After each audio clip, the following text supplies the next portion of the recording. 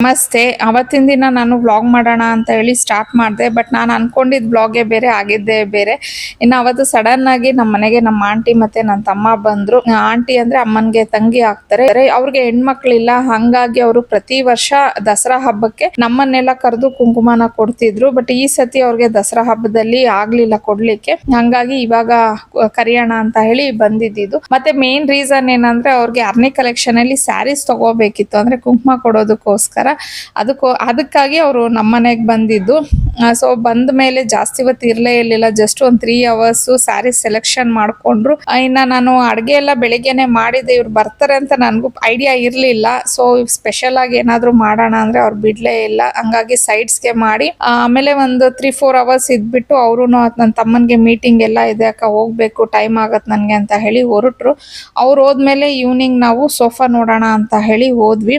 But ಈ ಸತಿನೂ ಇನ್ನು ನಾವು ಸೋಫಾ ತಗೊಂಡ್ಲಿಲ್ಲ, ಫೈನಲೈಸು ಆಗ್ಲಿಲ್ಲ. ಬಟ್ ಅಡ್ವಾನ್ಸ್ ಪೇ ಮಾಡಿ ಬಂದ್ವಿ. ಬಿಕಾಸ್ ನನಗೆ ಒಂದ್ 2 ಸೋಫಾದಲ್ಲಿ ಕನ್ಫ್ಯೂಷನ್ ಇತ್ತು. ಸೊ ನನಗೆ ಕಸ್ಟಮೈಸ್ ಮಾಡಿಸ್ಕೋಬೇಕು ಅಂತ ಹೇಳಿ ಪ್ಲಾನ್ ಮಾಡ್ಕೊಂಡು ಪೇ ಮಾಡಿ ಬಂದಿದೀವಿ. ಅವರು ಮನೆಗೆ ಬಂದು ಮೆಷರ್ಮೆಂಟ್ ಎಲ್ಲ ನೋಡಿ ಆಮೇಲೆ ಅದನ್ನ ಯಾವುದು ಅನ್ನೋದನ್ನ ಡಿಸೈಡ್ ಮಾಡ್ತೀವಿ. ಅದು ನಾನು ವ್ಲಾಗ್ ಅಪ್ಲೋಡ್ ಮಾಡ್ತೀನಿ.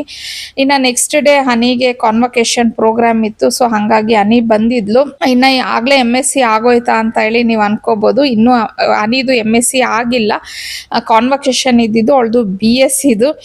ಇನ್ನೊಂದು 15 ದಿನಕ್ಕೆ ಆಕ್ಚುಲಿ ಹನಿಗೆ MSc ಇದು ಎಕ್ಸಾಮ್ ಇದೆ. ಬಟ್ BSc ಡಿಗ್ರಿ ಕಾಲೇಜ್ ಈಗ ಮಾಡ್ತಿದ್ದಾರೆ ಕಾನ್ವೊಕೇಶನ್.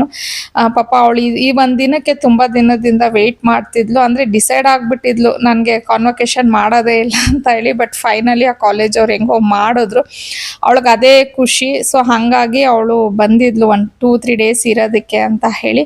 ಇನ್ನು ಅಲ್ಲಿ ಫ್ರೆಂಡ್ಸ್ನೆಲ್ಲ ಮೀಟ್ ಆಗಿ ನಿಜವಾಗ್ಲೂ ತುಂಬಾನೇ ಖುಷಿ ಆಯ್ತು. ಇನ್ನು ಈ ಕಂಪ್ಲೀಟ್ ವ್ಲಾಗ್ನ ಯೂಟ್ಯೂಬ್ ಅಲ್ಲಿ ಅಪ್ಲೋಡ್ ಮಾಡಿದ್ದೀನಿ. ನಿಮ್ಗೆ ಟೈಮ್ ಇದ್ದು ಇಂಟ್ರೆಸ್ಟ್ ಇದ್ರೆ ಒಂದ್ಸತಿ ಆ ವ್ಲಾಗ್ನ ಚೆಕ್ಔಟ್ ಮಾಡಿ.